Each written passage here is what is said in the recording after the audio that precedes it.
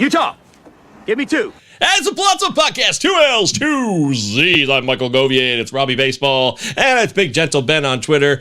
Let's have some fun and talk about Dynasty Fantasy Baseball. We are continuing forth in our legendary series. Our third animal, give me 3. Utah.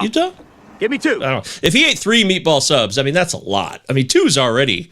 I mean, the fact that Busey orders 2 meatball subs, that's a big order. That's a lot of food. And 3 would be ridiculous. In that scene? Yeah, he's got to have 2. Yeah. Not just one. Okay. 2 meatball subs in one sitting. He's supposed to be staying awake on that stakeout as well. I would pass out in the car seat. I mean, no way. I mean, unless they're giving him like caffeine cheese. But I mean, caffeine chease? What is that? I've never heard of caffeine cheese. It got caffeine gum. It has to exist. Oh, if it doesn't, Ben, I think just stumbled onto $1 million idea. I was just gonna say I should make sure I right now call in and patent on that. It's a mat where you jump to conclusions. Get it? Yeah. Joe L in the house. Joe Lowry, what's up, buddy? Finally, Robbie gets to look down on Govier. Oh, I didn't realize I'd done that. I could switch that. See? Quiet, you.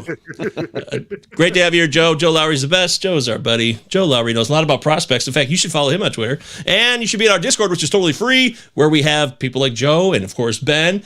Robbie, a little bit, right? You're in there once in a while. I go in. I see that there's a red thing. I only have one Dynasty League that uses Discord, and it was a league vote to get us there. And from the moment that happened, I was like, I'm not the biggest fan of Discord. But I do like to go on it, and I do feel bad that I'm not checking in enough. But it is good conversation that I catch up on. So you should really make me better.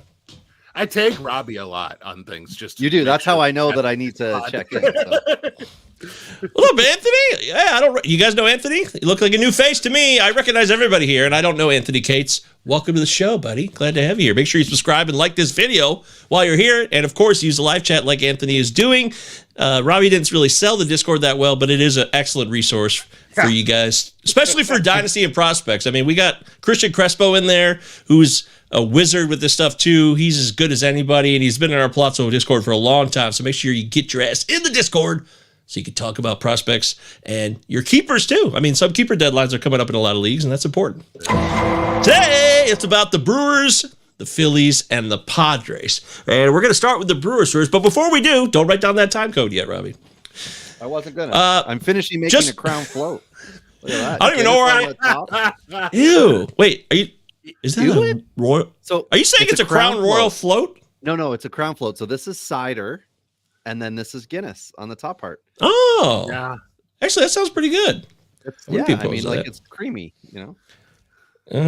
Oh yeah! Now that I've distracted you, sorry. Creamy. Actually, the other day I never do this. I never do this, but I bought a Jones cream soda the other day. I never do that. Oh, and I thought Jones was out of business, but apparently Jones Soda still exists. So I got a complimentary Jones Soda 4-pack.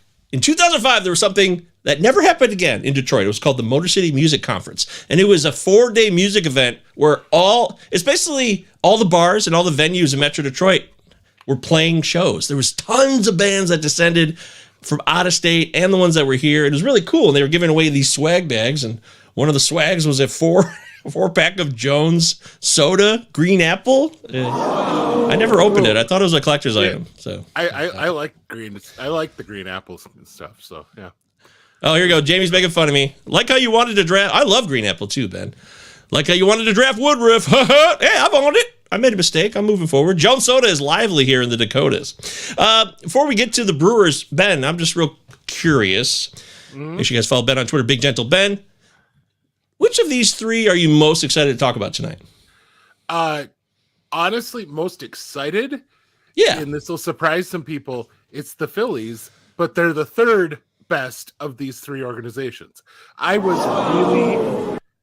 really surprised digging in on them. I knew the Brewers to me are the easy number 2 behind the Orioles as far as systems in the game right now, and the Padres are definitely a top 10. So those are 2 really freaking good systems. But as you dig into the Phillies, you're like, this is gonna get bad in a hurry. And really doesn't. There's a lot of quality, especially a lot of quality athletes in that system. And so it was actually kind of, as I dug in to try and figure out which one I wanted to highlight or which guys I wanted to highlight, that was one system that I enjoyed, and I'm going to have fun talking about the guys that I picked out. So excellent. What about you, Robbie? Which of these really get your juices flowing? Brewers, Padres, or Brewers? Or Padres, or Phillies? Well, now that you finally said the Phillies, it is also the Phillies. But for me, it's the fact that I feel so passionately about the guys that I'm going to speak on. Both 4, 1, 2, 5 of them I'm real excited for, and one I am tamping everyone's expectations down massively. Nice. And that's why I'm excited about it. And then when, just like Ben said, with the Brewers, it's a good mixed bag of guys. I've got probably my favorite 2023 sleeper fantasy dynasty pitcher. He's with the Brew Crew. And then screw the Padres, go after yourself, San Diego. You got too many catchers. Okay. I'm not excited when I have to home two catchers. All right. They are fantasy anchors. And I mean that in the way in which they drag you down, not in the way they anchor your lineup. That's putting it mildly. So my quick thing on the Padres, I think this could be very definitely could be the most pitching talent in a system. I'm not saying they're going to make it because there's a lot of risk still with all of these pitchers, but in pure pitching talent, holy crap, they've got it. They haven't exactly done well at developing guys like that, though. I mean, Mackenzie Gore to me as a high schooler was like a can't miss guy, and they found a way to screw him up along the way. So, I don't know how much you want to trust their system, but the talent in that system is really high on the pitching side. But anyway, we can get more into that. Yeah, let's do that. That sounds like fun. Okay. So let's dive into the Brewers system. Mark it down, Robbie. We're going to start with the top 3. We always start with the top 3. It's nothing unusual. Ben, I would like you to do the honors with your top 3 Brewers prospects on this date, February 19th, 2024. So the Brewers are a really good example. This is a freaking deep system, but they're a really good example of, if you're looking at real baseball for the Brewers, it's different than if you're looking at fantasy baseball. And my top 3 is going to be missing probably their second best real baseball prospect. And he plays Robbie's favorite position, but there's a reason why he's not a fantasy guy in the same way, but we'll get into that later. My top 3, Jackson Chourio, easy top guy there. Jacob Mizorowski. And then my third one is Tyler Black. Oh, my guy. My main man. I love Tyler Black so much. Ben, do you think that Tyler Black could have an impact on fantasy leagues this year, though? I mean, they brought in Joey Ortiz. Obviously, Tyler's not going to play short, but it's just another situational player, which causes more delay, in my opinion, to Black, unless somebody else gets shipped out here, like Adames, maybe, or I don't know. How you see that? I think you're either going to see Willie Adames is going to likely be moved toward third base. Wouldn't surprise me at all if by midseason he's shipped out of town, because he's probably not going to be a fan of moving to third base in his free agent year. But the thing that I think could really get Tyler Black up there quickly, though I'm hearing of some other good players that are working at the position, but Bryce Terang is one of the weakest hitters in all of baseball. And so getting Tyler Black up there, I think he's honestly, I think he would be a solid defensive player at second base. I don't know if he's a Gold Glover by any means at any position, but he's one of those guys who's more smart at defense than he is necessarily ridiculously tooled up at defense. And so I think he will handle whatever position he gets put at in the infield. And I do. I think he's going to end up at some point this.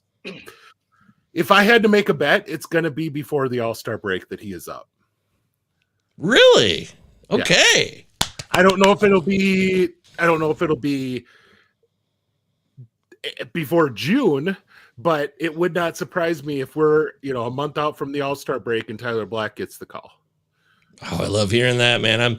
I'm such a big fan of Tyler Black's skill set, especially in OBP leagues. I really think he could be an everyday, maybe not an all-star, but a long-time pro who can be a useful tool on your fantasy squad. That's how I see it. I don't think we have any disagreements, do we, Robbie, on the top 3 Brewers? Yep, we do. I'm also going to rain down on that Tyler Black parade. But I've got Churro, I've got Black, and I've got my sleeper, Carlos Rodriguez, the 22-year-old Milwaukee flame thrower. And I will get to him in a second. But Churro, we don't need to say anything on him. We know who he is. But here's the thing with Black, and this is the problem I've got. Also, I saw that Britton stopped in, so I wanted to do the lip chap. This isn't lip chap. It's a chap, but I just see Ben's doing it now. I was watching him do it on Saturday. And I was getting a little turned on, but more than anything, it was the information on the other podcast that I was digging. But anyway, so it was a good show. Tyler Black has a problem, and his problem is twofold. It's Joey Ortiz blocking him at third base, most likely, and it's Rhys Hoskins looking to get himself a big contract at the end of the season, playing first base, and probably needing to be injured severely in order to be taken out of the lineup, because he's probably not going to say anything to the team he's with. And Black, not like, I love him, like power, OBP, stolen bases, sign me up. But it's not for 2024 success. I think that we're going to take an injury or some horrific performance or some weird ass Brewer trade for him to get time. And at that point, it's either going to be for your fantasy playoff run or the home stretch. And the thing with Rodriguez is that if you look at, how we talk about roster resource Fangraphs being like, just, sad. Your Trey Cabbage love gets, he turns into sauerkraut. If you go to Fangraphs, just gotta bring in you get salted. Yeah, you get salted. Yeah. That's what I'm saying. That sucks. Anyway. I hate sauerkraut. I love cabbage. Yeah, with sauerkraut, there's a French version, to get further off topic, where you use white wine vinegar. It's called choucroute. Delicious. Anyway, so if you look on the roster of the resources at the Brewers' potential starting pitching rotation, it is 4 horrific names. Wade Miley, go to hell, you son of a bitch. Jacob Junis, Colin Ray, and DL Hall. Hall of those 4 is the only one with any level of potential. Colin Ray came back last year and had, I think, 4 or 5 good starts, not good league average starts. And in 30-team dynasties, people were like, hey, that might be a guy. And you got Freddie Peralta leading it off. He's first, second, third, fourth, and fifth on the depth chart there. But you don't have much else, which means there will be other people who are going to get to come up and get a shot. Woodruff just signed a 2-year extension. Doesn't impact this year, does for next year. But when did he sign that? Like recently? Like a couple weeks ago? Today, I think, or yesterday. Today? Yeah, that's fresh. Today, yeah. Yep. Okay. Yeah. You got like Ray, Junis, and Miley, who are all going to be gone next year unless something weird happens, which means there will be roster locks for next year. Rodriguez is going to be one of those guys. I'm sold on it. He's been too good so far. He does not yet have the AAA time, but he does have the total innings that this year he could be pushing 150, which means you could start him off with some like 4 or 5 inning starts in AAA through April into May, and then you could start to look at when he could come up. I think he could be the big guy. Obviously, Churro's his own case, but Rodriguez is the big one for me. I think Black gets blocked, which I'm not happy with it because I like him, but I just don't think we're going to see the production. Oh man. Okay. Well, Sorry. Hey, I bring it as I see it. Hey, shout out to the truth. Exactly. So, it doesn't always go my way. I've made a lot of mistakes before, and I'll make more mistakes in the future. But I'm heavily invested in Tyler Black across many dynasty leagues and my keeper league. I was actually thinking about would it be too radical. It's only 6 keepers, though. I couldn't keep him as a top 6, even though it is OBP. All right. So the next top 3 at 1422 is what, Ben? Give us your next top 3 Brewers prospects. So this is where we bring in the guy who is a better real life guy. That's Jefferson Carroll, catcher. I think he's if you ask me, I think he's the best defensive catching prospect in the game. A really freaking good catch and throw guy. Wow. But I think he's probably more, his ceiling offensively is Gabriel Moreno. There's not a lot. I think he's going to be contact over power. and that contact is probably going to be a 270-ish type of hitter. So, I mean, a 270-10 type of guy, which isn't horrible, but that's not who you're really excited about fantasy-wise. And so that's why he wasn't anywhere near my top 3 as much as I love his defense. My 2024 pitcher in this system, or the guy that I think impacts in 2024, is Robert Gasser. Big fan of him. 5 pitches that he uses. He sequences them well. His biggest thing has just been kind of inconsistent command and control. He throws from a low release point. He kind of whips it, kind of slings it up there from the left side. If he's 6'8", it would be, something that would look a little bit more like maybe Randy Johnson, but he's 6 foot tall. So it's nowhere near the same thing. He's kind of, to me, he's like a 4. He'd be a really good swingman type, because I think he'd probably play up if he's going 2 innings instead of 5, but I could see him definitely impacting this year. And then my last one is Cooper Pratt, 6th round pick this year. Got paid like an early 2nd rounder. So it kind of tells you what they thought of him. Impressive. The guy is 6'4", and he's over 200 already. I think he's probably going third base eventually. But, man, when you see him swing, the raw power is really fun when he makes connection. I think this is going to be a project type that's probably going to take a few years in the minors and probably need to fail at a level before he advances as he goes up along, because he is kind of a baseball rat too. So I want to see him do well. Beautiful. That's a lot of fun. Anthony says, Brew Crew going to have 2 flame-throwing rookies in that rotation by the end of the year. C-Rod and the Gas Man. Oh, that's the wrong button. Well, good for Gilbert Gottfried screaming. That's not positive. I just wanted to hit always this good when it's extra long too, Did Gas Man burn somebody? Yeah, that goes in line with the Gas Man. I completely agree with that we're going to see both of those guys in the rotation, and more importantly, beyond this season, whenever they do arrive, both of those guys should be able to stick around, which is great. I don't have Gasser on my next 3 at 17 minutes and 30 seconds. Okay. But I do have Ben's other top 3 guy. I've got Jacob Mizorowski. Nailed it. Who, we talked about it. The walks aside, the 6'7" beast.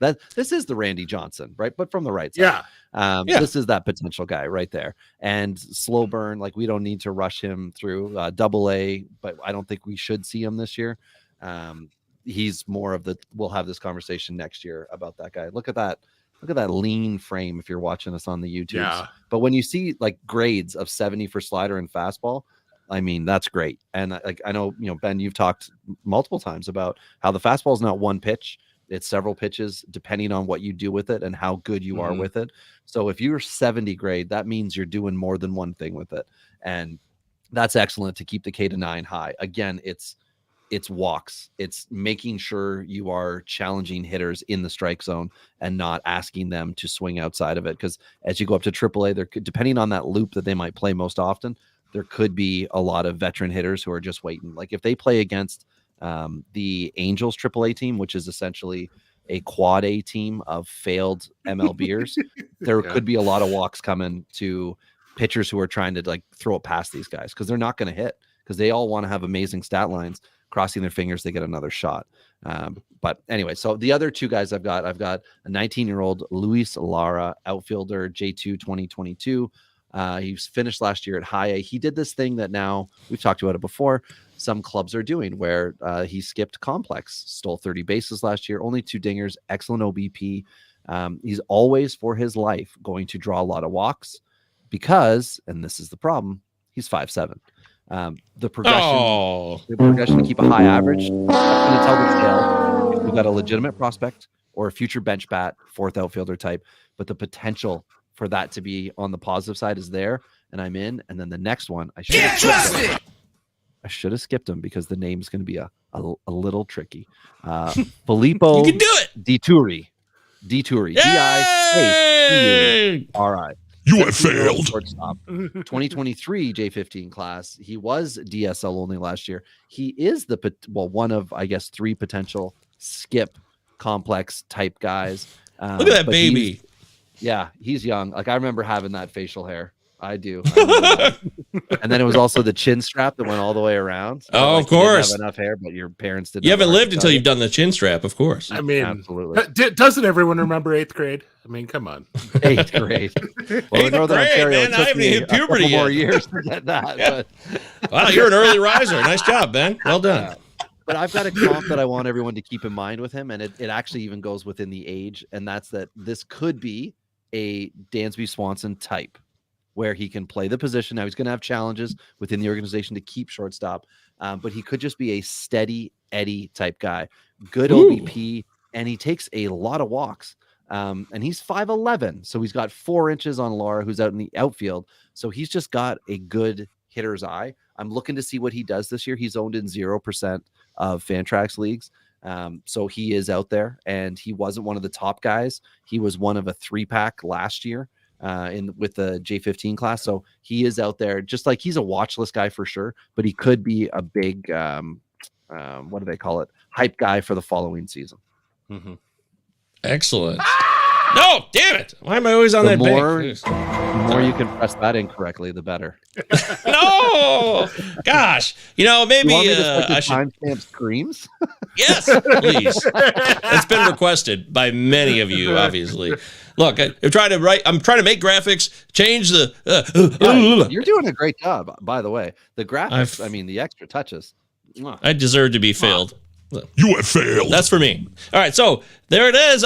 Any other players? Of course, we always like to bleed out the leftovers beyond the top 6 that we have. Ben, was there anybody else you want to mention? Well, I mentioned Pratt. This last draft, the Brewers, I think, seeing that their system has a massive hole at third base from the top all the way down, they drafted 3. Cooper Pratt was a shortstop, as it was announced as a shortstop. He will be a third baseman. Eric Batanti was, I believe, he was a popular dynasty guy this year too. He's didn't he? I think he was one of the youngest. I think he was the youngest position player in the draft this last year, which is kind of a big deal. But the guy who I'm watching for, who could really rocket fast, is the guy they drafted first of all those third basemen, and that's Brock Wilken. Huge power. I think he's a 250 with power type of guy, but a 250, 350 with power type of guy. Is he more than power though, Ben? Because what I looked into, it just seemed like that was pretty much. Not that there's anything wrong with that. I think he looked like Seth Beer to me, so I'm afraid. I think he can stick at third, which is one of the things with Beer. Beer was a DH from day one. Yeah, for sure. He didn't have the position. But Wilken can play third, and watching him reminds me a lot of Rhys Hoskins when Rhys kind of got close to the majors. It took Rhys a couple years to get that spinning, but once he got that spinning, he was locked in on pitches. He knew where he could punish a ball, and he was going to strike out 150 times because he knew, I can't get that ball, so I'm going to let it go. And pitchers knew that. So sometimes he'd be able to spoil it, but he would draw 100 walks and hit, 30 bombs. And that was what Rhys Hoskins did. And he got up to the majors and people didn't realize where his zone was. And he hit like 25 home runs in 3 months or something like that, or 2 months or whatever it was. But I think Wilken could be that kind of power type of guy. It's going to be whether the rest comes with it. Don't be that guy. I love it. Ben, talking knowledge. We're talking Brewers. Any other Brewers we didn't cover, Rob, before we move forward? Yofiri Rodriguez, 18-year-old. He was the big guy in the J2 class in 2023, so he will be rostered in your Dynasty League by some a-hole who was throwing darts at the board and was like, yeah, I'll take a chance on this guy. He did well, and we'll see if he ends up in A-ball this year, if he does go to Complex. That's it. There's lots of guys, right? Would it be fun to mention Ethan Small again? Should we? Oh God! But isn't he somewhere else? He's on the Giants. Perez, everyone? No, Ethan Small's on the Giants now. Yeah. Yes. Yeah. No. Yeah, I'm blowing your mind right now, dude. When the hell did This that happened a couple weeks ago. Yeah, a couple weeks ago. So one of the guys they traded for this year, top prospect. I think Govier probably got to see him down in Arizona, and that was Oliver Dunn, who's another guy that they're talking about as a potential guy at second base. Not to be confused with Blake Dunn, someone Robbie really likes. Well, I do too. Yeah, we'll all like him. We'll all like him. I'm sorry, Ben. You can claim ownership as well. Yeah. It's everybody's guy. Anyway, Blake Dunn's everybody's. Yeah. Everybody loves Blake. We all knew about him. We all knew about him. Yeah, right. You like Ethan Small, huh, Robbie? No, I just thought it'd be fun to mention somebody who everybody liked talking about 4 years ago.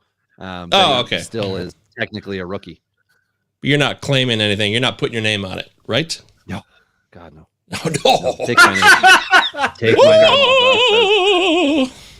All right, well, there's the Brewers system. That's our next top three for the Brewers, the Milwaukee Brewers for 2024. Ben, Jim and Chase, Michael Govier, Robbie Baseball here live. Follow us. If you got a question, jump in the live chat. If you're watching this on replay, drop a comment. And make sure you click on that Discord and get involved. Have some fun. Get your questions answered. We're here to serve you. We actually care about you. We really do. We're not kidding. Now, we move into the city of brotherly love. That's right. Or not to be confused with brother love for you wrestling fans out there. This is Philadelphia, and it's a coastal city, East Coast. Although it's not. Is it directly on the water? No, New Jersey's there, right? Is there? No. Can you get in there? Yeah. No, New Jersey's blocking it. That's right. Yeah, there is a river, the Delaware. I've been on the George Washington Bridge. I used to live there. It's a big city. Philadelphia is an intense place. So I'm wondering, Ben, let's start with you, because the way Robbie sent me his list, it doesn't make clear who the top three are, but Ben did. So I'm just trusting Ben's. No, that's not your fault. I mean, I asked for a list 2 minutes before the show aired. So Ben, kick us off on the top three prospects right now for the Philadelphia Phillies. So we all kind of thought that this was going to change last year, and instead 2 of the 3 are the same as last year for me. I have Andrew Painter on there, who I think he would have been in the majors if not for getting injured. He was the darling of spring training up until the point that he got hurt.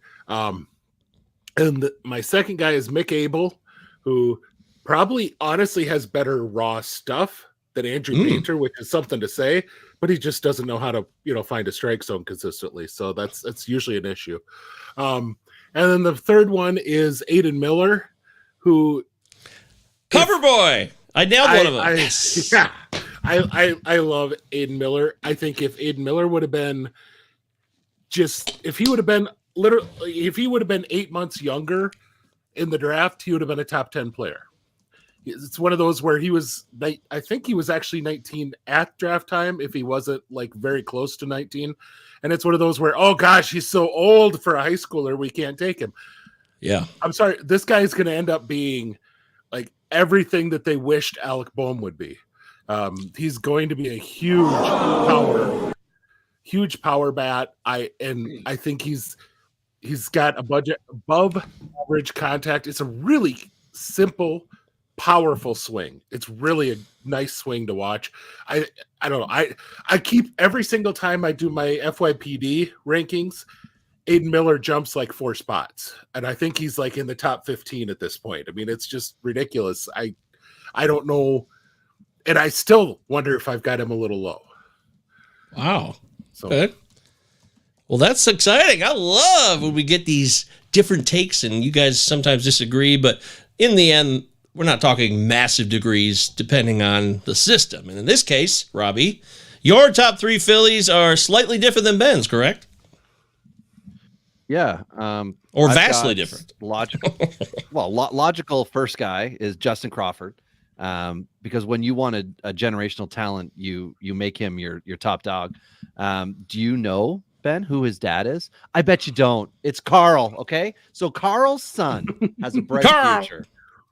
47 stolen bases, only 3 dingers, but we'll ignore that because it doesn't help my case. 333 average, 2 levels of A ball last year. He's ready to see some more A and then a quick promo to double A and probably that for the rest of the year. But he's 20 years young. We can dream on the potential and the fact that, he does have dad at home there to help him, making all the right plays. He's in Philly. He's in Philly there. it's going to go, in my opinion, well for him, unlike it has for some other people who have come up there. Number 2 is Mick Abel. I'm with you. Best pitcher in the Phillies system. My number 3 could be controversial to some. Griff, McStrike Zone, McGarry. There's a lot of reliever talk. There's a lot of reliever talk about him. And to me, it's Abel or McGarry who get the most starts from the AAA crew in the rotation this year. But the rotation is a little interesting or a little wonky. Because with Abel, it's Painter that steals the headlines, but you didn't hear him from either or from me in this one. But Abel's ready to pitch 150 this year. Phillies rotation does look solid, but it also has 2 lefties and Ranger Suarez, who's got some injury history, and Sanchez, who came up last year and was really like an out of nowhere guy. And Christopher without the H. That's right. Yes. C.R. Istopher. That's and right. It's interesting to see what could happen from him. So between those two, Abel and McGarry, it's not like it's a bad thing for the Phillies because the rotation's good, but I think that's what's going to happen is those guys. And I mean, I like McGarry's high K to 9. It's going to be a lot of just hit the damn strike zone and stop trying to challenge guys outside or make somebody, chase, just throw strikes. I think he's 24 this year or plays this year at 24.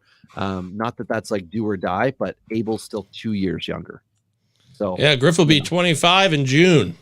Okay, so he does turn it this year. Yeah. So for McGarry, this will be his like debut season at some point. And the only way I can see it coming out of the pen is if Phillies are just hammered and with injuries and they think he's doing really well and they don't want him to end up pitching too much. So they bring him up to do that. But Joe says Justin Crawford, when you want a ground ball, you've got your man. Nice job, Joe. He could be a BABIP legend. He could be one of the consistent BABIP beaters out there. Yeah, he could be like Nolan Jones. They do exist. Yeah. Sorry, Mike. Oh, Mike Virginia. Yeah, are you trying to... Sorry, Mike. Joe also says McGarry can't find the McZone. Very good. That's McDonald's friendly. I like it. Anthony says, I'm glad to get a little Painter isn't the best prospects in the Phillies org support from Robbie. All right. I'm here for the reality checks. Because I love it. Not giving me real ones. I never do. Everything is a fantasy in this land. It's just chaotic as hell. Nobody knows what the truth is on this show. Palazzo Podcast, 2 L's, 2 Z's. All right, so give me 2. Benjamin, let's hear your next big 3 for the Philadelphia Phillies. So I have Crawford in this group to lead it off. I think he makes Johnny Damon look like an elite thrower from the outfield. It's bad. Oh, he's a left fielder, you don't say. And I think he takes about as good a route to the ball in the outfield as I used to. So wow, dude. But I don't have 20 years old. Yeah, well, 20 years old. So Ben knows that as well as anybody, but he's got to tell it like it is. I picked my 3 guys because they have an elite skill each, and Crawford's he's just a freaking athlete. Now, athletes this system has been known for a long time to develop or to have elite athletes that turn into Dominic Brown. Son of a bitch. Yeah. That one struck a chord, Ben. You struck a chord with that one. That's hardcore. I did. But I mean, that's they've had that issue in their system quite a bit. Didn't Dominic Brown hit 27 home runs once? Didn't that really happen? He had one big year in the majors, but it wasn't a career. No, I know, but I'm saying that did happen. It wasn't a candle that burnt out; it was a matchstick. I like the symbol. Ooh, you tell a story. I love it. Jeez. So then my next guy is maybe one of the best OBP guys in the minor leagues, and that's William Bergolla. I don't. Is he a shortstop or a second base though? I think long term he might be a second baseman. I think he would be a really good one. Extremely high baseball IQ, which I heard that from somebody down in the Dominican that this kid was like an adult playing with boys as far as his mentality on the field. He is. Sorry, what was that? I'm sorry. Can you? Yeah. Oh, he was an adult. I mean, the Bronco references. Robbie just couldn't let it go. He couldn't let it go, could he? Hey! I'm a thespian over here. Yes. So anyway, I don't know that he's going to give you in fantasy much more than contact and OBP. Probably he'll steal 20-ish early in his career, but long term, I think that's probably going to disappear. But that on base ability and just the high baseball IQ, I think there's going to be a long major league career here. And then last is the one who just, you listen to the ball come off of his bat and you're just like, holy. Listen. And that's Tayshaun Walton. He was their 4th round pick this year, and high school kid, outfielder, already 6'3", 225. So, I mean, he's kind of filled out quite a bit already. But he can move. He's not immobile, but definitely that right field profile where it's a holy crap amount of power and a big arm out in the outfield. So. Ooh, wow, that's a lot of fun. I love that list. I wonder if Robbie will disagree. And just for the record, we're going to have disagreements on the show. And if you've never seen our show before, then welcome to the show. Glad to have you aboard. It's Palazzo Podcast, 2 L's, 2 Z's. Utah. Right? Give me 2.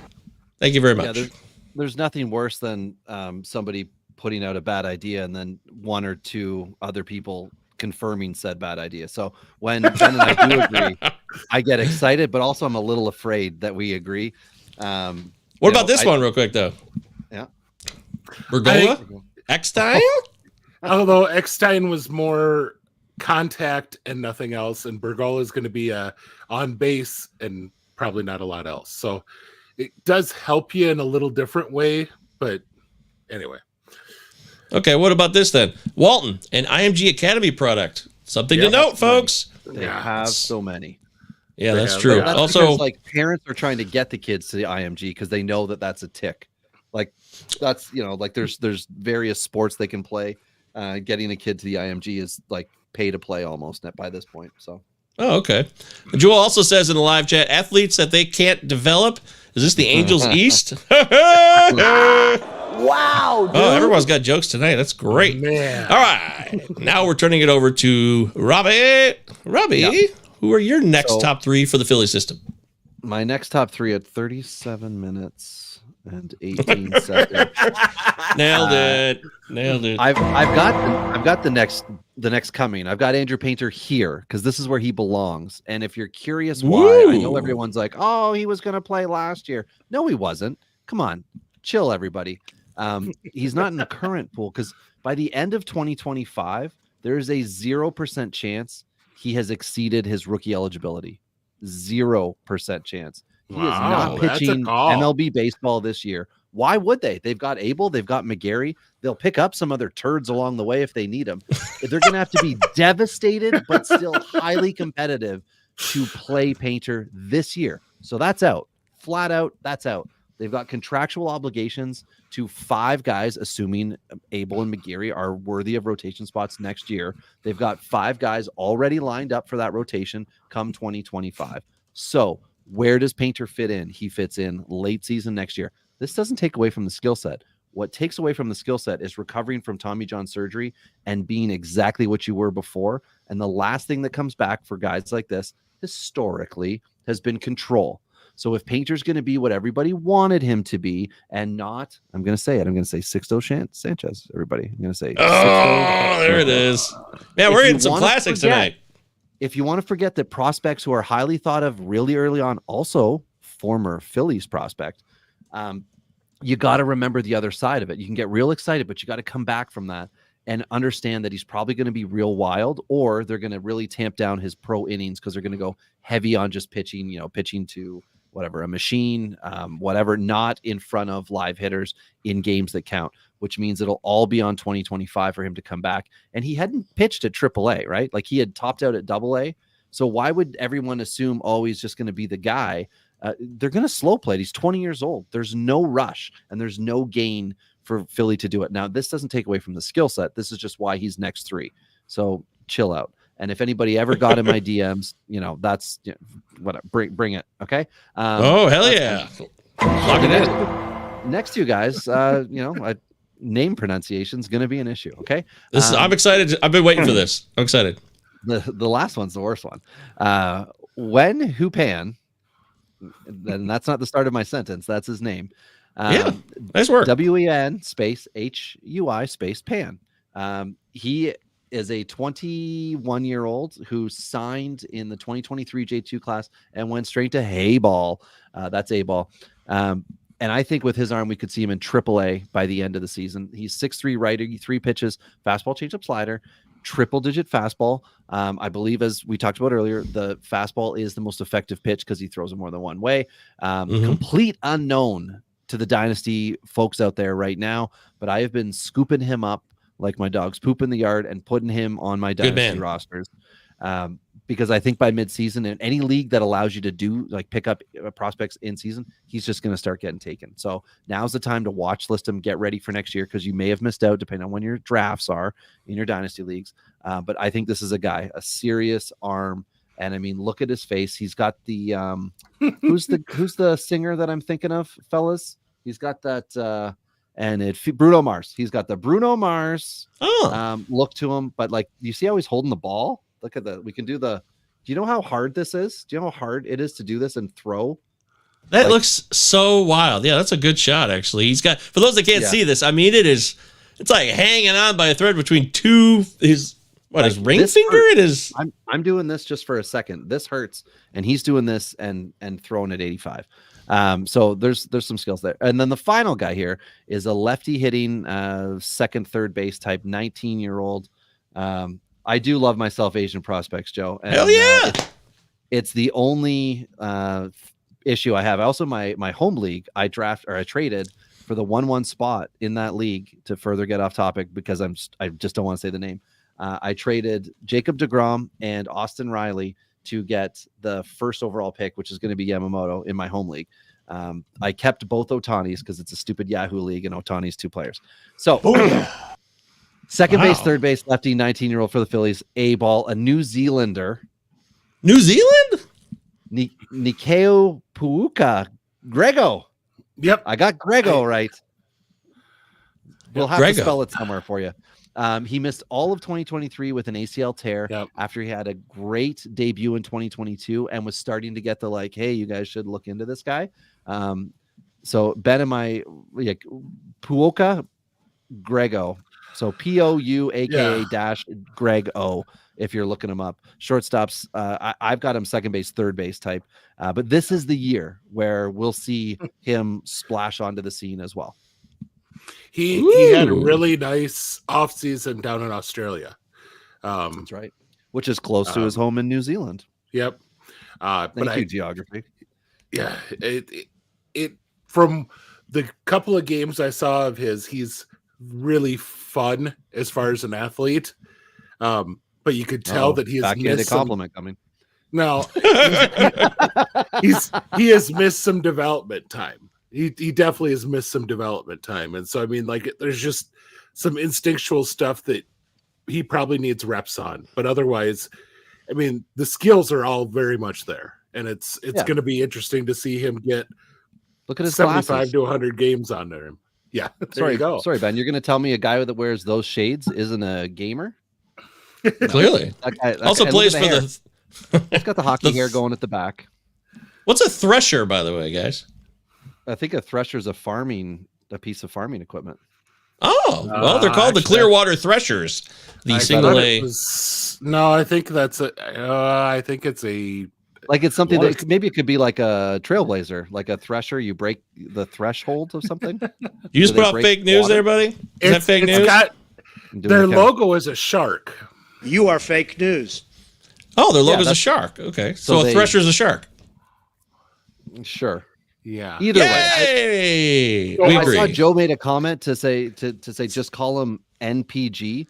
I refuse to do that. And on the show over the weekend, I heard you fellas calling Nolan Jones No-Joe, and that is a no-go from me. Or a no-dog. Thresher is a shark. Okay, I bet my son would have known that. And a jump? Long Wait, what did we do on the last show you didn't like? You called Nolan Jones, referred to him as No-Joe. And I didn't say that, though. That's probably Mike Virginia. I heard it, I believe, from more than one. I think there were 9 people on that episode. I think I heard it from Anyway, I heard 9 it people, and I was wow, like, yeah. you can't do it. You can't do that, guys. You can't abbreviate everybody. No, we can't abbreviate everybody. And not everybody who has a last name Rodriguez should be Rod. We can move on. We got to get more There's creative. too many. Right? There's too many. Oh, look who's here. What's up, Jimmy? My main man in Delaware. What's up? He says, Thresher's French fries. I'm not familiar with those. Are those shark fries? I was gonna say, is that a brand or is that like a truck? They're well known for their concessions, but especially their fries. It's kind of like the I don't know if you guys have ever gone to Pittsburgh Stadium. And Yeah, it used to be Three Rivers. Yeah. Well, yeah, it had the fries there. That's I've not been to a PNC Park yet. I really want to go. yeah. PNC is probably my number one park of the ones I've been to. I've been to just a hair over half of them, but No shit. Wow, that's great. Nice work, Ben. so I mean, it's a very, very, very tasty fry. It's like crab. There's supposed to be crab salt type of stuff on them. Sorry, where is this? It's at PNC PNC? Park in Pittsburgh.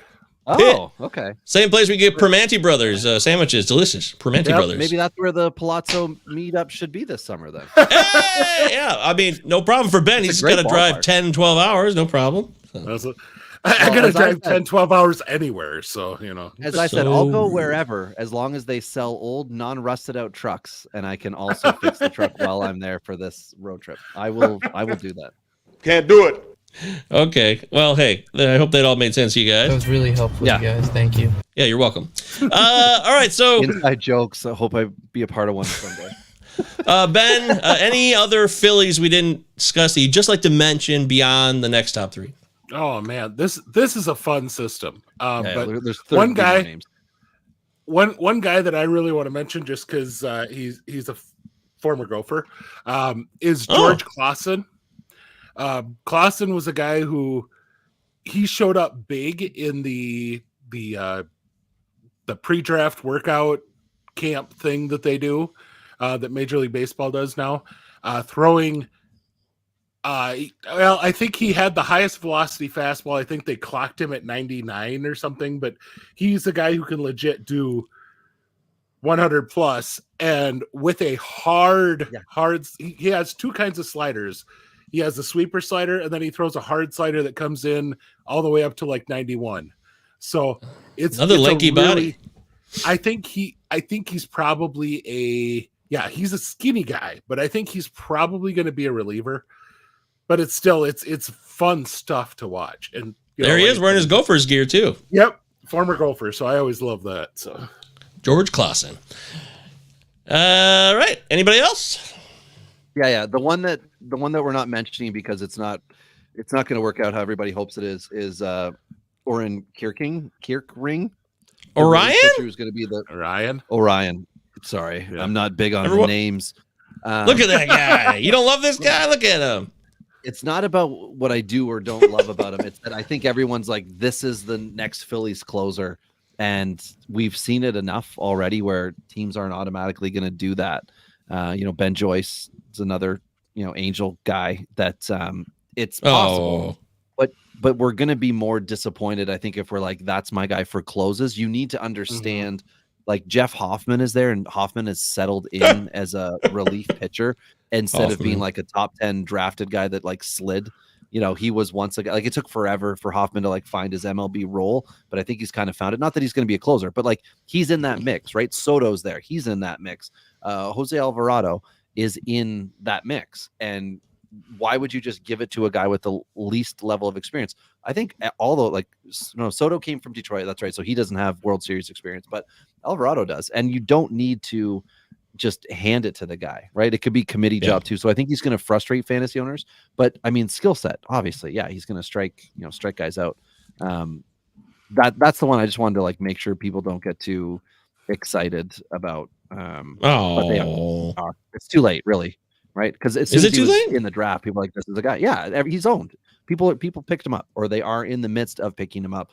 And I think you're doing it. You could get yourself another quality pitcher who could actually be a starter in right now. And before what's his nuts has 15 saves, that starter you could have drafted could have 5 pro starts and have helped your fantasy team more. No.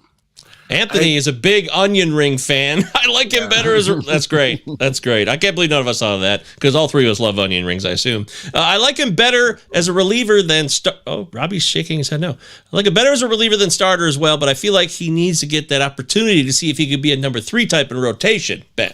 And no, he's a 2-pitch guy. But I mean, they're 2 really good pitches, but he's a 2-pitch guy. And in fact, stop encouraging this, Joe. Go away. So Joe, it's Dodge. No, so it's heavy. These are slow bodies. Okay, so one more guy, because I believe somewhere back when we first started in on Phillies, Britton mentioned him. So Carlos De La Cruz, 2 years ago, was an AFL guy, and he's 6'8".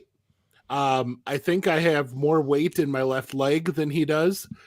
So I mean, but when he does actually whip that body all together in the same direction, he really can produce some power. The problem is he makes Richie Sexton look really disciplined at the plate. So that's putting it mildly. I don't see it happening for him. I think he's getting a lot of plug because he's in the upper minors at this point and he's hitting home runs. But like I said, when he puts it all together just right, the ball flies off his bat, but it's just, he's going to miss it so stinking much. Major league pitchers are going to just completely destroy him. Okay. Is that how you feel, Robbie? Sure. Like, what do I care? Really? Are you sad that people are ripping on trucks in the chat here? No. I'm all about the truck chat. All right. You just don't want to talk about onion ring Kirkering anymore. No. I do. Also, I like the name onion ring. I prefer that. I also do like onion rings. You do like them. Okay. Because I do. It's obvious to me that Anthony missed an opportunity. Orion Kirkering is clearly onion ring cock ring. Onion ring. Yeah, there's no way we. That was so obvious. So obvious. Nobody thought of it, but that's what I bring to the show, folks. Mike Govier, your service. Blotto Podcast 2L. Utah. Y'all need to go to church. You're not Christian. Yeah, I know. I need to go to church. It's been a while. At least you need to go to synagogue. Check in with my tribe. Alrighty, that's the Phillies system. We've done 2. Utah, give me 2. Utah. We've done the Phillies. Give me 2. We started with the Brewers, and now we're going to close up shop on this episode with the San Diego Padres. As always, we'll give you our top 3 Padres. The Friars, who have made a lot of moves, Ben, over the last few years where they've sent off prospects. Do they have anybody left for your top 3? This is, for the amount of trades they've done, they have a surprisingly deep system, and none of them were acquired in the Juan Soto deal for me. So you will not hear of anybody that was acquired in that deal from me tonight. Okay. But I do think they have a large depth of pitching, and they added to it with that deal. But we're going to start with a non-pitcher, and that's Jackson Merrill. I think he's already in spring training taking reps out in the outfield. I think they want to get him up to the majors as soon as possible. And that would be the way to fit it. Because right now, I mean, they're moving Xander Bogaerts to second base because they have so many stinking infielders. So, I mean, I don't think there's going to be room for Jackson Merrill to play shortstop. And he has no Kim at shortstop. Well, I think not to get off the prospects, they're correcting the error of 3 years ago and not like when they didn't give Kim the shortstop job because they still thought Tatis could do it. But then it turned out that he was a cheater. And they're now giving Kim what he should have had from day one when he signed the 5-year, $25 million contract. Wow. And I'm still pissed that I traded him to you, Govier, in the to be named later league. I know. I can't. Boy, I was a desperate man too, and somehow I came out ahead in the end. That's dynasty baseball for you, folks. Yeah, exactly. I had a plethora of shortstop type options, and I thought Kim is not going to do it, but I do want a starting pitcher. And I mean, we got to play the games, but so far that trade has been hands down to you. Well, I mean, yeah. Okay. Thank you, Robbie. Well, I'll just take your anyway. That clears up the Padres. The Padres. Yeah, Padres. Kim's job. So then. My other 2, to me, are 2 of the best pitching prospects in the game, and that's Robbie Snelling. Robbie Snelling, I think, really high floor guy as a lefty, as in like he's probably a mid-rotation talent. right now, and he's got the ability to add to that. He's still developing his pitch feel and things. I think he could potentially, he knows how to shape a fastball. His issue is more when he comes with different shapes right now, it's got a pretty strong tell. You can see in his hand that he's coming with a different shape. And all that takes is just a little bit of work. And how do I make sure that it looks the same coming out of the hand every single time? I really think he's an elite lefty.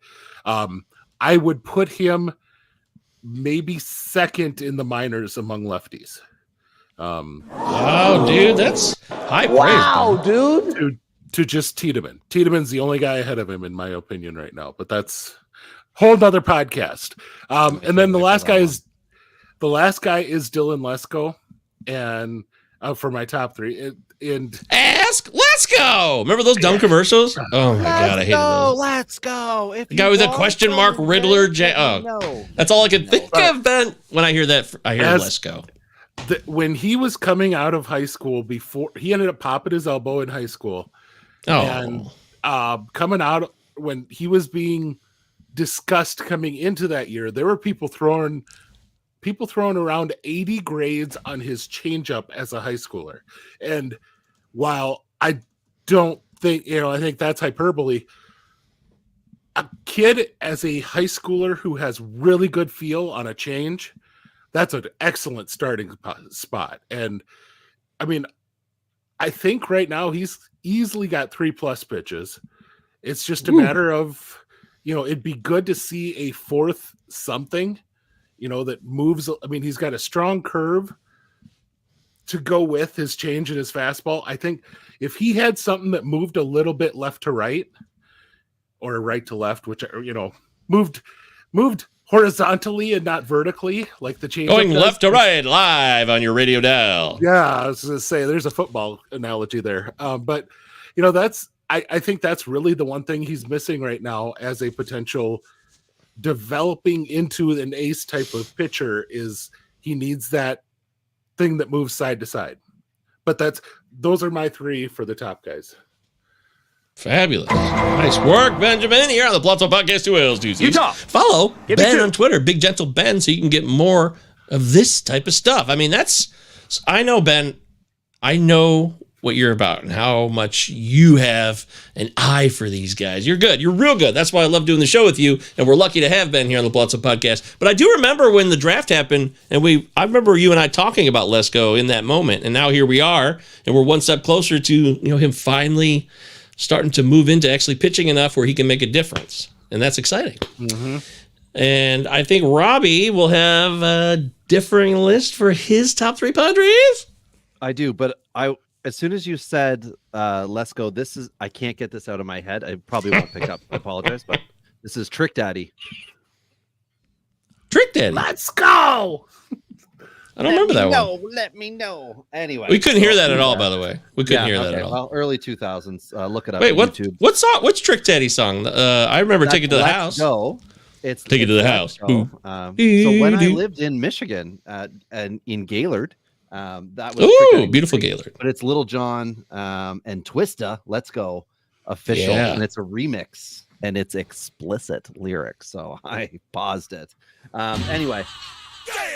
Yeah, that's the one. Uh-oh. Just wait till 16 seconds. I wish there it a was lot on of my bad list lyrics? now. I just started playing songs. I don't know. Yeah, I mean, let's go. I remember this song, yeah. Yeah. It's a good jam. It's a good dance tune. The Sony Explode 6x9 speakers and the 12-inch bass Sony Explode of the 92 Volkswagen Golf Diesel. Oh, yeah. Anyway, hey, I kept it short enough. We didn't get kicked off YouTube. That's a good reference, Robbie. Thank you. I've delayed enough. So at 59 minutes, I'm going to reset my timer here, and I'm going to wait till the 10-second marker. I've got Robbie Snelling as my number one. I think he is. I agree with you, Ben. I love him. I think this is the guy. They were okay to, be a trader hater, and they made this one go. I like it. And we're going to see him in the rotation at the very end. I'm guessing, but if he keeps the progression up, he needs to pitch to less contact without losing the K to 9. I was looking at the, what is it? MLB.com has the GO / whatever, like it's the ground ball outs to fly ball outs, their ratio. I hadn't really like paid attention to that before, as far as like one being even, like 50% fly ball, 50% ground, and then when it goes over and under. Anyway, he's a fly ball pitcher. That's what I'm getting at. And he needs to be less fly ball pitcher and more ground ball pitcher. Jackson Merrill's the number 2. To me, that's the guy. Like you said, Ben, you nailed it. They want to get his bat up. They want to get him up as, a player within the system. There's a guy in the next 3 who I think could be a blocker, but at the same time, he doesn't have the hype. So I don't know if it's going to happen. And then I did go with. Is this real? Is this real, Robbie? Are you about to do this? Yeah, I am. I'm doing Ethan Salas, and I've got a full wow! I can't believe it, dude. A catcher in your top 3. Holy cow! Or regret this later. If you roster Salas, trade him by this June. He is at his dynasty peak right now. People are drooling over this stupid catcher. And I don't mean he is stupid. I mean the fact that he's going to be a catcher. So you're not going to see 550 at-bats year after year after year. You're not going to see all this amazing production. What is the most scary guy I can relate to this? What's his nuts from the Yankees? He just signed with Milwaukee. Oh my God. I don't know. Monster of a man. Come on. Bombs for days. Gary Sanchez. Gary Sanchez, thank you. Couldn't catch, but he could hit ding dongs. Ethan Salas could end up being as useful. And I don't mean that as an insult to Sanchez. He had his peak and then he did not get to adjust as he was supposed to. He had multiple years that were very good years for a catcher in fantasy. And everyone paid heavy prices to have him. Ethan Salas as a prospect will peak this year because you can't get any higher than after signing, ending up in Double-A. It's amazing. There were 3 guys that San Diego moved along with, him and 2 other guys that all kind of moved together this past year that look like possibly a next core of MLBers. But as far as fantasy goes, Salas is a sell, but he is highly regarded and you can't ignore that for fantasy. I would absolutely move him. I didn't get him last year. I didn't want to waste my time with him. But of those who did, I would highly suggest you look for a pitcher you like, you look for a position player you like, highly touted guys also, and some moron is going to trade you both of those guys for a catcher. Okay? Yeah, maybe you'll be a moron who trades Hai-Sung Kim for Brady Singer. You never know. I mean, they're out there. Those guys. For the record, I'm horrible in that league, and Robbie has a much better record overall. And a long year. I did, but you have a long track record of almost winning many times. Gary Sanchez. Thank you, Anthony. All right. So, Ben, let's get to your next top 3 San Diego Padres prospects. Okay. Well, we've already talked about the only hitter I have in there, and that's Salas. I still think just watching him both when he first got to high A and then in Double-A, he really struggles with good breaking stuff right now at the plate. And when he gets a hold of it, you can tell he's got legit plus power in there. Right. I think that bat, and the thing is, a lot of really good catching prospects take 2 to 3 years in the high A, Double-A realm to figure out how to catch. Right. And he already has that. And it's freaking amazing how well he has that already. Behind the plate. At the plate, there's a huge, huge difference there. And the raw talent could be there, but I think he's got a lot more work to do at the plate than folks want to give credit to right now. But I can see why a lot of people have him high. To me right now, he's one of those guys tremendously better as a real life prospect than a fantasy prospect for right now. Because you just don't know how that bat's going to turn out. Then I have 2 arms. And Jairo Iriarte is my first one. $75,000 bonus guy out of in the Latin market.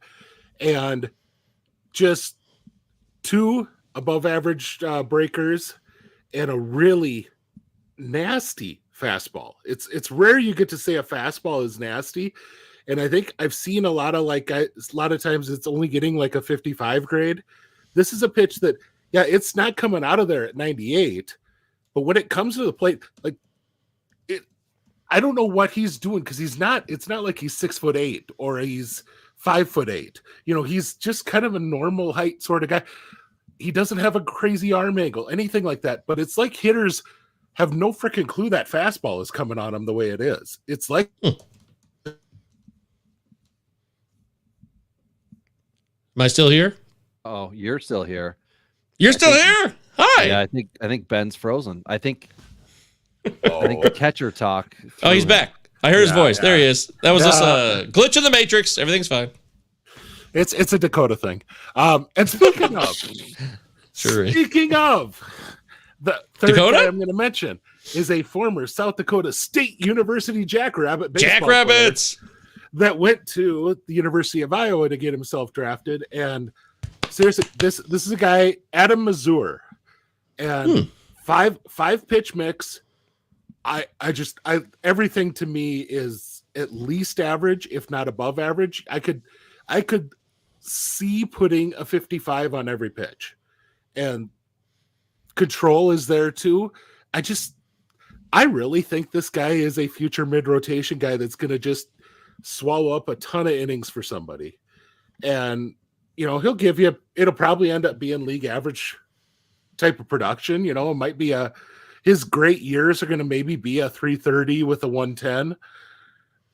But that's freaking useful when you get it. And if nothing else, when he's 370 and 125, that's going to give you innings on your fantasy team.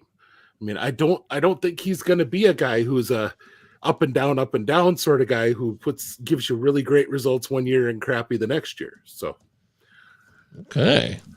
Well, I love it, man. I like it. We got a Dakota representation on today's show. For those who don't know, Ben is always repping the Dakotas. Do you have equal love for both Dakotas, or are you more partial to your own South Dakota? I'm definitely more partial to South Dakota, but, you know, I still like to find out guys that come from North Dakota. So there's only two, right? There's only two states that can have this conversation: the Carolinas and the Dakotas, right? Yeah. Nobody else has a twin, or maybe not a twin, but a brother, a sister, a sibling state. Anyways, nobody cares about this, Govier. So Ben gave us our top three, and he gave us the next big three. So Robbie, give us your next big three Padre prospects. We're here at 107.22. Yeah, I've got Jacob Marseille leading off with that. I think this is possibly the Jackson Merrill competition for at bats. Although Merrill, hands down gets the edge. Marseille's had the video game numbers. I'm excited to see the AAA debut first and foremost. But 250 at bats into it because he is so good with the OBP and the stolen bases. I think even if the average is down, he's going to look like he's ready to rock and or roll. He's got the two-finger salute. And party every day. Yep. He was part of the San Antonio missions. Now, what do we think that? Do we want to just go off based on what we think that means? Anyone want religious undertones for 300, please, Alex? That's is. Ben's territory. I don't think I know. There we go. It is. There we go. It's the Padres. Yeah. The Friars are religious undertone. So like Friar Tuck. Yeah, there you go. Yeah. So back to the baseball player who's 22 years old and an outfielder who was drafted in 2022 in the 6th round. I think we're going to see him go right to AAA, and there is very sparse depth, to put it mildly, with San Diego in the outfield right now. That's putting it mildly. I'm picking up on the quotes you're putting down. So I think that's a safe bet that we'll see him this year, unless like the wheels fall off and he does one of those Pedro Leon, oh no, I can't hit these pitches. Oh man. So, okay. Just again, always trying to remind people of the failure rate. It is. Marcy was the AFL darling, right? Or no? Was that your next guy? He was, but he wasn't. I mean, okay. Marcy did well in the AFL, but he had a hell of a year this last year before that. Oh, I forgot the Virginias. I'm sorry, everybody in West Virginia and Virginia. Man. Sorry about that. Aren't there two New Yorks? Meet Virginia. Okay, wait. There is. Yeah, don't forget the new I mean, face. not. You have New Technically, states? there's not two New Yorks, but you're right. There really is There's a New major York difference City, between and then there's everything Buffalo else and that's in New York. Yeah. Albany, the Finger Lakes up in beautiful northern New York. It's a lovely, scenic one. Beautiful. It's just so beautiful in the fall. Go see the Finger Lakes in New York. It's great. All right, sorry, Robbie. No, that's fine. Nothing is better than going horribly off topic for people that are listening. Well, that's where what original brings show you back- legend. It's It what is. brings you back to the podcast, you know? It is. Original show master, Chris Deary, he got married in the Finger Lakes in New York. So shout out to him and Christina back in 2018. That was a good time. Also, I upset his wife because I was kind of like just coming out of my opioid, binge of several years during that time. I came to my hair was so long. I was starting to get a ponytail. I'm not even kidding. And I didn't mean any offense by it. I was just horribly depressed. So I'm sorry, Christina. If you hear this, please know that I did not mean to. Well, I was in the wedding party. Yeah. Oh, okay. I was in the picture. Yeah, I did that for a buddy Adam in Calgary. I went back and I just didn't look myself once upon a time, but that's okay. My biggest concern when I got out there was drinking. And I know he's like, we're getting married, I'm getting married. And I'm like, can we go hit up, whatever random bar there was back alley. That was the big one in Calgary. Anywho, Graham Pauley is the next guy that I've got here. AFL darling, third baseman. Yep. AFL darling. Yeah. 2022 13th round pick, 300 hitter. This is my fun part with him though. He's moving with Salas. I think he's part of the future core. Now, if they can find some moron that's willing to take on Manny Machado, because not that Machado's a bad player, but they would love to probably move on from that contract. It was a good idea at the time. But it's going to hinder them in the future. If they can find it, they got a guy who can go three base. If not, they got a 2-base guy. Technically that's how you're supposed to say it. And this is just someone that's part of the future with Santiago. And then the last guy, and again, I can't believe this. 2 guys in the same organization. Unreal. So, JD Gonzalez, a catcher, 18-year-old. With Santiago. He was the 3rd round pick in 2023. He doesn't have a debut, but he does have video you can watch, which is not associated with numbers. But I like to do the scouting with les yeux, which is French for my eyes. Lefty catcher, high exit velo. That's the only numbers you get is high exit velos. Honestly, guys, what do you want from me? I'm like Wander. I like him young, and I know it's wrong. But this is a guy. Oh, God. This is a guy in the system. You son of a bitch. Y'all need Jesus Again. Yes. Robbie, you're going to church this weekend. You need to go into, as OJ once said, you need to go into a rehab. I didn't want He was doing too much coke, Pedro Guerrero. I didn't want to go with Thorpe or Let's Go just because I figured Ben would do the right thing and talk about those guys. So I wanted to go something different. I know Samuel Zavala is a blast from the past, last offseason that people were excited about. Randy Vasquez, the Yankee guy, I liked him. I thought he was over 50 innings. So I kind of ignored that fact, but I realized, a few days ago that he was under, but he's just your SP45. He's not going to be the dynasty. He could grow into a useful guy over the course of several years. Sure. But again, we're talking about ceiling type guys, that's where I'm going with those guys.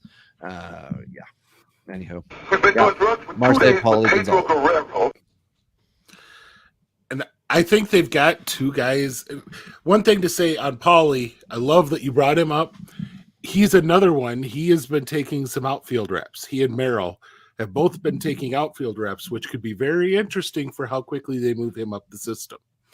Right. What is their bench? What is their organizational depth? I just remember looking before I did all this, and I was like, God, it's thin. It's like triple or whatever, quadruple A types. They are completely plugged up the middle.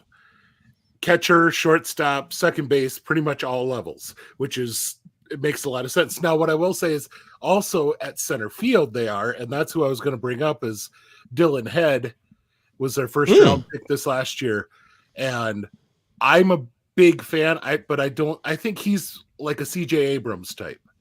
I think he's a high speed, high contact type of guy that probably isn't going to get you much for power, but holy crap, can he track a ball down in the outfield?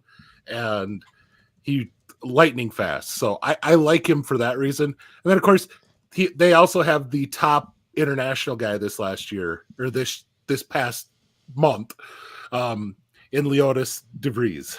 So is it related to Jared DeVries? For no. Lions lineman?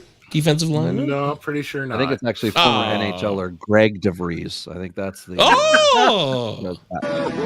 Welcome to hell, motherfucker! That's what it would be like if you're like, welcome to the Padres. Yeah, catchers. I mean, are we in an alternate reality? This show's blowing my mind, man. It is. So here's the thing. So you only have Fernando Tatis Jr. with a guaranteed job in the Padres system for outfielders. You got Profar, you got Azocar, you've got Oscar Mercado. Come on, Cal Mitchell, please. Oscar Mercado. And then you got to go way down to all those guys that Ben talked about who are taking outfield reps. Ornelas is there. Bryce Johnson, who actually as an older guy, he's not going to get the opportunity, but he would not. Cal Mitchell's there. The new Homer Bush. Yeah. The new Homer Bush. Well, he is. I mean, he's Homer Bush's son, but. Oh, Cal Mitchell was fun in Pittsburgh for a minute. I was kind of excited about him for like 2 weeks, a couple years ago. Well, and that's the thing here. You've got bits and bobs of potential, but you don't have someone who's likely to get serious at bats, and they're going to get to ride through a cold streak of 20, 0 for 20 streak. They're going to get benched, which is why it's going to end up being like embarrassing with that outfield. But I do think you're going to see Marcy, Paulie, you're going to see some of these guys get a chance this year, just because that outfield is going to be so bad around Tatis. They're going to have to bring something up to, not have I agree. And that's assuming nuts. Tatis doesn't test positive again. Well, He's a cheater, and let's never forget. Oh, I don't think anybody's forgotten that.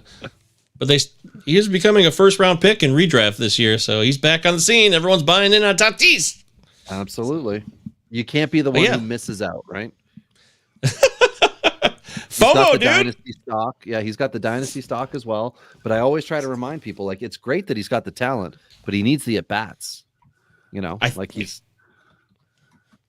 think that's one of the reasons that OJ was, upset about Pedro Guerrero, because he was having FOMO. He didn't get to be with Pedro kicking it. They were having a good time, and he got left out of the party. We've been doing drugs for 2 days with Pedro Guerrero.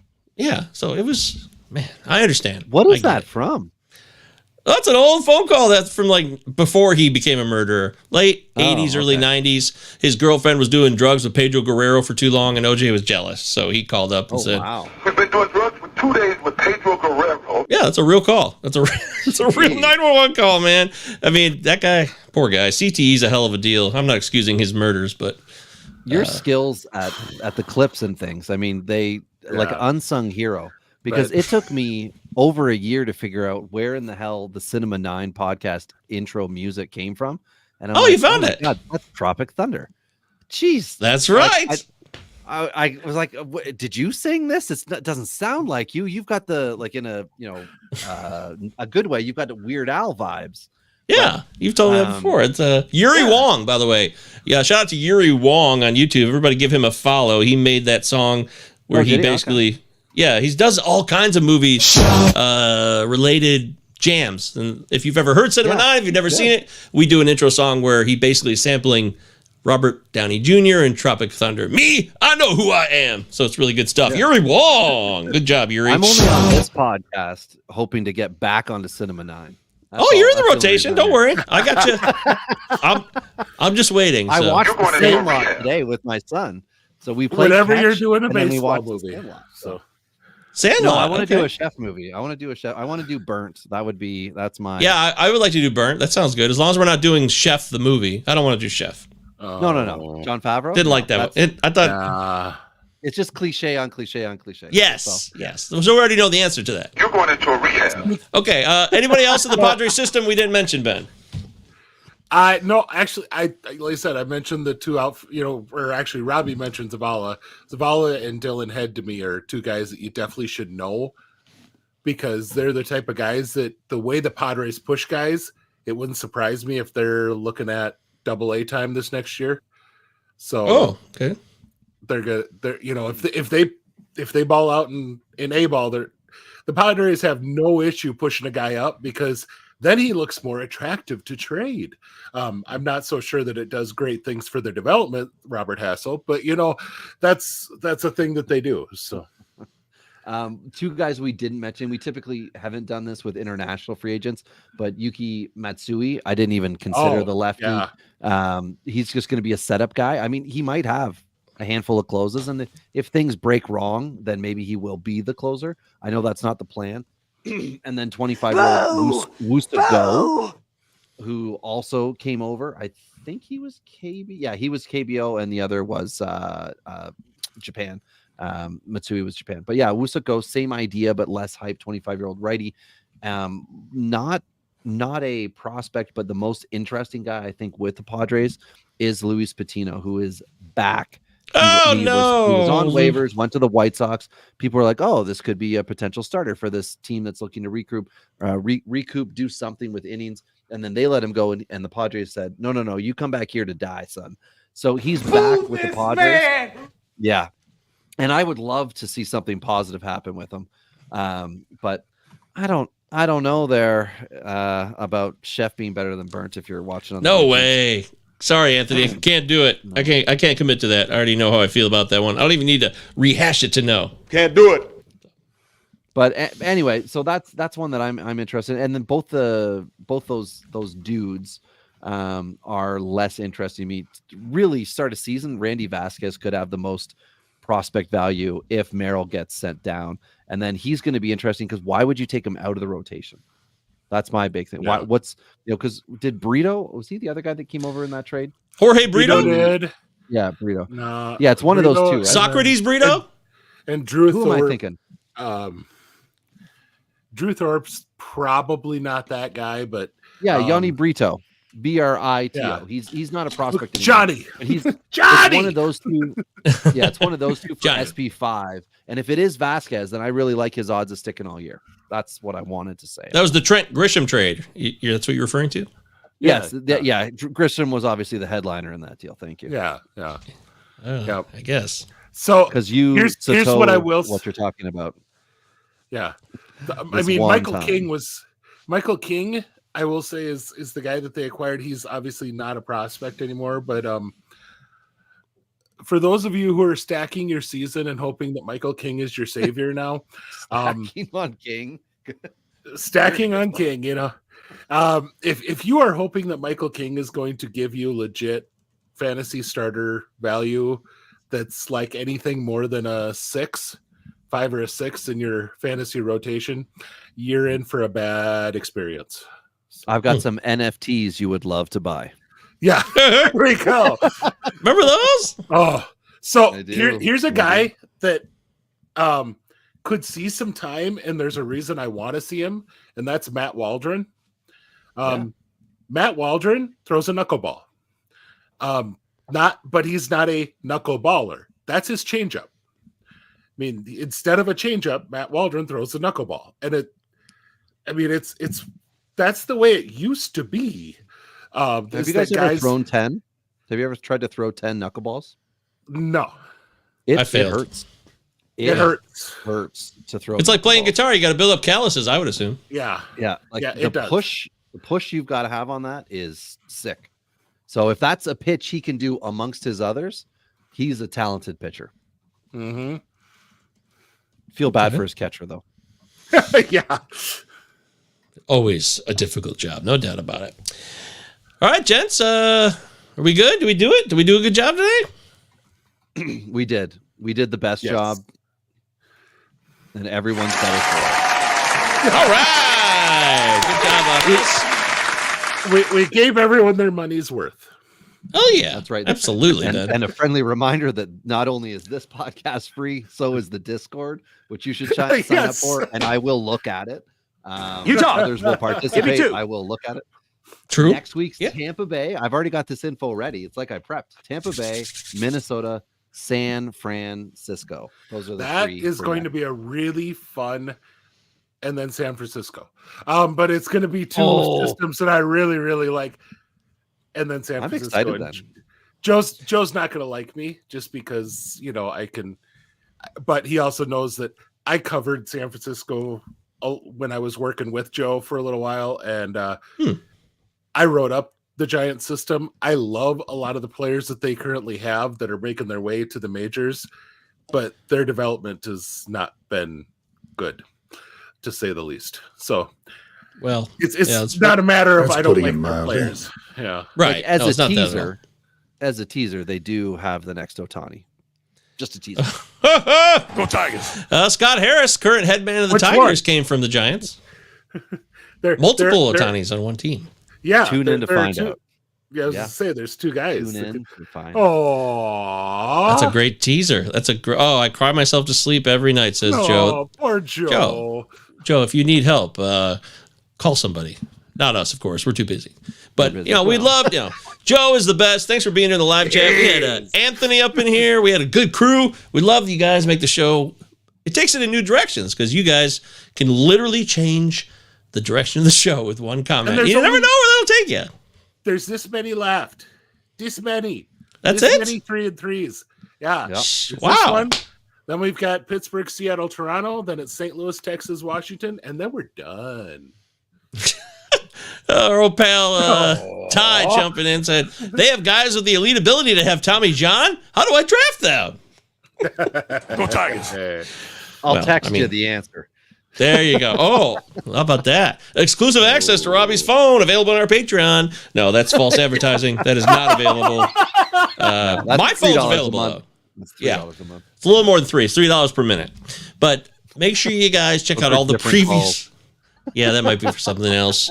Make sure you check out the other episodes we've done. Like I said, we've done a few of these. It's our third year doing it. We really like the series. We've really honed it, and I'm glad that we stayed on schedule too. So we're doing well, and I'm excited to talk next week with the guys, Robbie and Ben. And soon enough, once the season gets rolling, we'll be talking eventually about the MLB draft coming up this summer. We got a lot of fun dynasty and prospect stuff. But before we ever get to that, we still got to get to opening day. And prospects, I think these shows do help for those of you that are redraft players. We're giving you guys current top prospects who could make an impact this year. And you never know when one of those top 3 next big 3 will jump in and make an impact. I mean, it does happen, right?